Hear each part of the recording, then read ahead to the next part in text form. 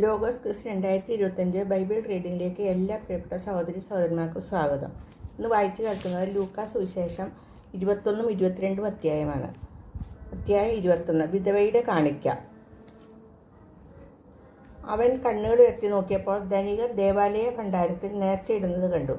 ദരിദ്രയായ ഒരു വിധവ 2 ചെമ്പുതൊട്ടുകൾ ഇടുന്നതും അവൻ കണ്ടു. അവൻ പറഞ്ഞു, ദരിദ്രയായ ഈ വിധവ മറ്റെല്ലാവരെയും കൂടുതൽ നിക്ഷേപിച്ചിരിക്കുന്നു എന്ന് സത്യമായി ഞാൻ നിങ്ങളോട് പറയുന്നു. എന്തെന്നാൽ അവരെല്ലാവരും തങ്ങളുടെ സമൃദ്ധിയിൽ നിന്ന് സംഭാവന ചെയ്തു. ഇവളാകട്ടെ തൻ്റെ ദാരിദ്ര്യത്തിൽ നിന്ന് ഉപജീവനത്തിലുള്ള വക മുഴുവനും നിക്ഷേപിച്ചിരിക്കുന്നു. ദേവാലയ നാശത്തെക്കുറിച്ച് ചില ആളുകൾ ദേവാലയത്തെപ്പറ്റി അത് വിലയേറിയ കല്ലുകളാലും കാണിക്ക വസ്തുക്കളാലും അലങ്കരിക്കപ്പെട്ടിരിക്കുന്നല്ലോ എന്ന് പറഞ്ഞ് അവൻ അവരോട് പറഞ്ഞു, നിങ്ങൾ ഈ കാണുന്നവ കല്ലിന്മേൽ കല്ല് ശേഷിക്കാതെ തകർക്കപ്പെടുന്ന സമയം വരുന്നു. ക്ലേശങ്ങളുടെ ആരംഭം. അവർ ചോദിച്ചു, ഗുരു, ഇത് എപ്പോഴാണ് സംഭവിക്കുക? ഇതെല്ലാം സംഭവിക്കാൻ തുടങ്ങുന്നതിൻ്റെ അടയാളം എന്താണ്? അവൻ പറഞ്ഞു, ആരും നിങ്ങളെ വഴിതെറ്റിക്കാതിരിക്കാൻ സൂക്ഷിച്ചു കൊള്ളുവേൻ. എന്നാൽ പലരും അവൻ ഞാനാണ് എന്നും സമയം അടുത്തു എന്നും പറഞ്ഞുകൊണ്ട് എൻ്റെ നാമത്തിൽ വരും. നിങ്ങൾ അവരുടെ പിന്നാലെ പോകരുത്. യുദ്ധങ്ങളെയും കലഹങ്ങളെയും കുറിച്ച് കേൾക്കുമ്പോൾ നിങ്ങൾ ഭയപ്പെടരുത്. ഇവയെല്ലാം ആദ്യം സംഭവിക്കേണ്ടതാണ്, എന്നാൽ അവസാനം ഇനിയും ആയിട്ടില്ല. അവൻ തുടർന്നു, ജനം ജനത്തിനെതിരായും രാജ്യം രാജ്യത്തിനെതിരായും തല ഉയർത്തും. വലിയ ഭൂകമ്പങ്ങളും പല സ്ഥലങ്ങളിലും ക്ഷാമവും പകർച്ചവ്യാധികളും ഉണ്ടാകും. ഭീകര സംഭവങ്ങളും ആകാശത്തിൽ നിന്ന് വലിയ അടയാളങ്ങളും ഉണ്ടാകും. ഇവയ്ക്കെല്ലാം മുമ്പ് അവർ നിങ്ങളെ പിടികൂടുകയും പീഡിപ്പിക്കുകയും ചെയ്യും. അവരുടെ സിനഗോഗുകളിലും കാരാഗൃഹങ്ങളിലും നിങ്ങളെ ഏൽപ്പിച്ചു കൊടുക്കും. എൻ്റെ നാമത്തെ പ്രതി രാജാക്കന്മാരുടെയും ദേശാധിപതികളുടെയും മുൻപിൽ അവർ നിങ്ങളെ കൊണ്ടുചെല്ലും. നിങ്ങൾക്ക് ഇത് സാക്ഷ്യം നൽകുന്നതിനുള്ള അവസരമായിരിക്കും. എന്ത് ഉത്തരം പറയണമെന്ന് നേരത്തെ ആലോചിക്കേണ്ടതില്ലെന്ന് മനസ്സിലാക്കിക്കൊള്ളുവിൻ. എന്തെന്നാൽ നിങ്ങളുടെ എതിരാളികളിൽ ആർക്കും ചേർത്ത് നിൽക്കാനോ എതിർക്കാനോ കഴിയാത്ത വാക്ചാതുര്യവും ജ്ഞാനവും നിങ്ങൾക്ക് ഞാൻ നൽകും. മാതാപിതാക്കന്മാർ, സഹോദരർ, ബന്ധുമിത്രാദികൾ, സ്നേഹിതർ എന്നിവർ പോലും നിങ്ങളെ ഒറ്റിക്കൊടുക്കും. അവർ നിങ്ങളിൽ ചിലരെ കൊല്ലുകയും ചെയ്യും. എൻ്റെ നാമനിമിത്തം നിങ്ങളെ എല്ലാവരും ദ്വേഷിക്കും.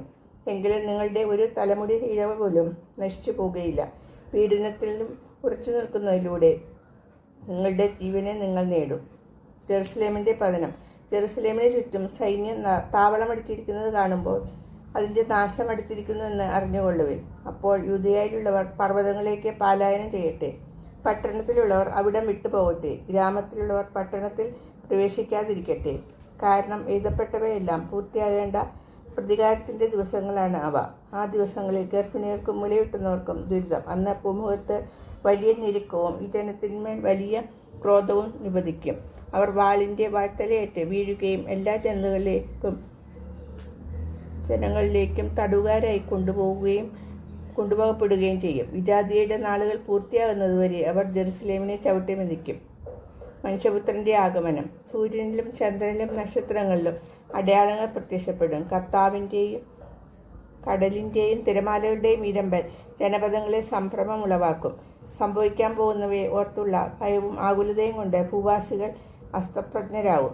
ആകാശശക്തികൾ ഇളകും. അപ്പോൾ മനുഷ്യപുത്രൻ ശക്തിയോടും വലിയ മഹത്വത്തോടും കൂടി മേഘങ്ങളിൽ വരുന്നത് അവർ കാണും. ഇത് സംഭവിക്കാൻ തുടങ്ങുമ്പോൾ നിങ്ങൾ ശിരസ്സുയർത്തി നിൽക്കുവിൻ. എന്തെന്നാൽ നിങ്ങളുടെ വിമോചനം സമീപിച്ചിരിക്കുന്നു. ഒരു ഉപമയും അവൻ അവരോട് പറഞ്ഞു. അത്തിമരത്തെയും മറ്റു മരങ്ങളെയും നോക്കുവിൻ. അവ തളിർക്കുമ്പോൾ വേനൽക്കാലം അടുത്തിരിക്കുന്നുവെന്ന് നിങ്ങൾ അറിയുന്നു. അതുപോലെ ഇക്കാര്യങ്ങൾ സംഭവിക്കുന്നത് കാണുമ്പോൾ ദൈവരാജ്യം സമീപിച്ചിരിക്കുന്നുവെന്ന് മനസ്സിലാക്കിക്കൊള്ളുവിൻ. സത്യമായി ഞാൻ നിങ്ങളോട് പറയുന്നു, എല്ലാം സംഭവിക്കുന്നവരെ ഈ തലമുറ കടന്നു പോവുകയില്ല. ആകാശവും ഭൂമിയും കടന്നു പോകും, എന്നാൽ എൻ്റെ വാക്കുകൾ കടന്നു പോവുകയില്ല. ജാഗരൂകരായിരിക്കുവിൻ. സുഖലോലുപത, മത്യാസക്തി, ജീവിത വ്യഗ്രത എന്നിവയാൽ നിങ്ങളുടെ മനസ്സ് ദുർബലമാവുകയും ആ ദിവസം ഒരു കെണി പോലെ പെട്ടെന്ന് നിങ്ങളുടെ മേൽ വന്നു വീഴുകയും ചെയ്യാതിരിക്കാൻ ശ്രദ്ധിക്കുവിൻ. എന്നാൽ ഭൂമുഖത്ത് ജീവിക്കുന്ന എല്ലാവരുടെയും മേൽ അത് നിബന്ധിക്കും. സംഭവിക്കാനിരിക്കുന്നവ ഇവയിൽ നിന്നെല്ലാം രക്ഷപ്പെട്ട് മനുഷ്യപുത്രൻ്റെ മുമ്പിൽ പ്രത്യക്ഷപ്പെടാൻ വേണ്ട കരുത്ത് ലഭിക്കാൻ സദാ പ്രാർത്ഥിച്ചുകൊണ്ട് ജാഗരൂകരായിരിക്കുവിൻ. എല്ലാ ദിവസവും അവൻ ദേവാലയത്തിൽ പഠിപ്പിച്ചുകൊണ്ടിരുന്നു. രാത്രിയിൽ അവൻ പട്ടണത്തിന് പുറത്തു പോയി ഒലിവുമലയിൽ വിശ്രമിച്ചു. അവൻ്റെ വാക്ക് കേൾക്കാൻ വേണ്ടി ജനം മുഴുവൻ അതിരാവിലെ ദേവാലയത്തിൽ അവൻ്റെ അടുത്ത് വന്നിരുന്നു.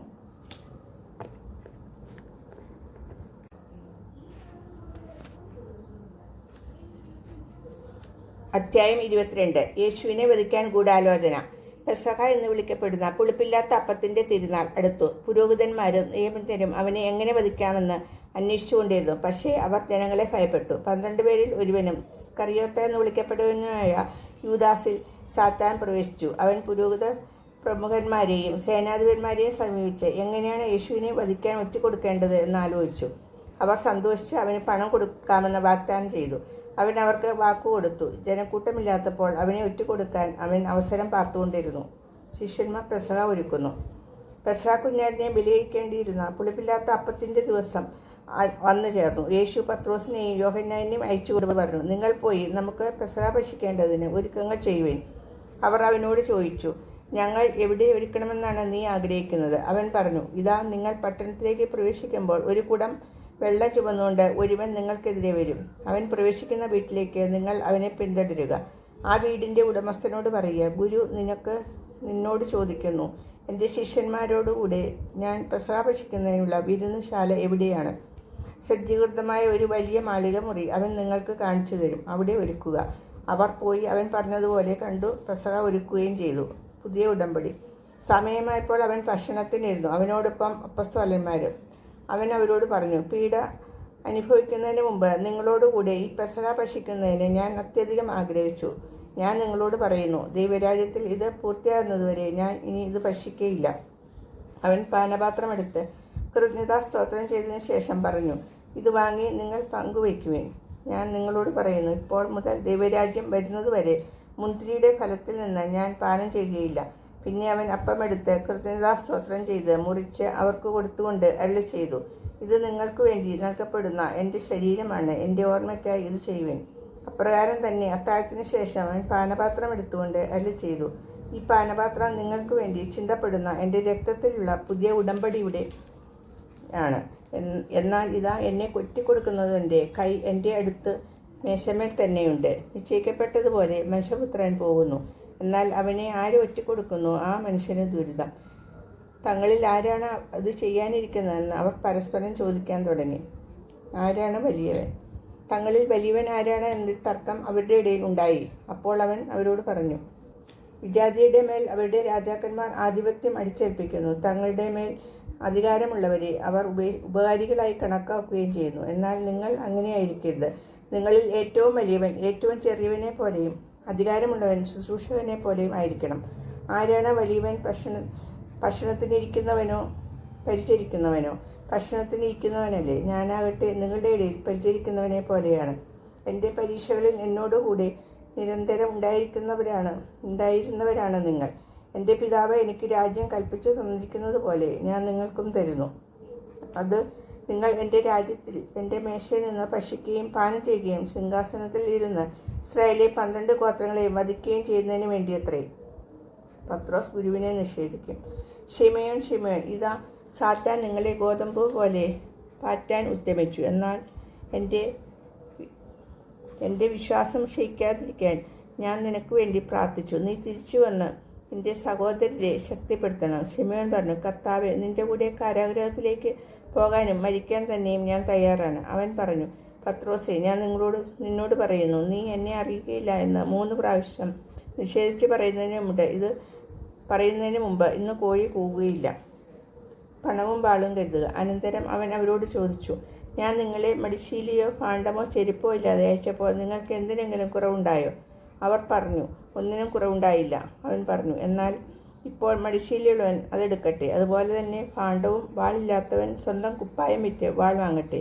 ഞാൻ നിങ്ങളോട് പറയുന്നു, അവൻ നിയമലംഘകരോടുകൂടെ എണ്ണപ്പെട്ടു എന്ന് എഴുതപ്പെട്ടിരിക്കുന്നത് എന്നിൽ നിവൃത്തിയാകേണ്ടിയിരിക്കുന്നു. എന്തെന്നാൽ എന്നെപ്പറ്റി എഴുതപ്പെട്ടിരിക്കുന്നത് പൂർത്തിയാകേണ്ടതാണ്. അവർ പറഞ്ഞു, കർത്താവേ, ഇതാ ഇവിടെ 2 വാളുണ്ട്. അവൻ പറഞ്ഞു, അത് മതി. ഗെത്സേമനിൽ പ്രാർത്ഥിക്കുന്നു. അവൻ പുറത്തു വന്ന് പതുപോലെ ഒലിവുമലയിലേക്ക് പോയി.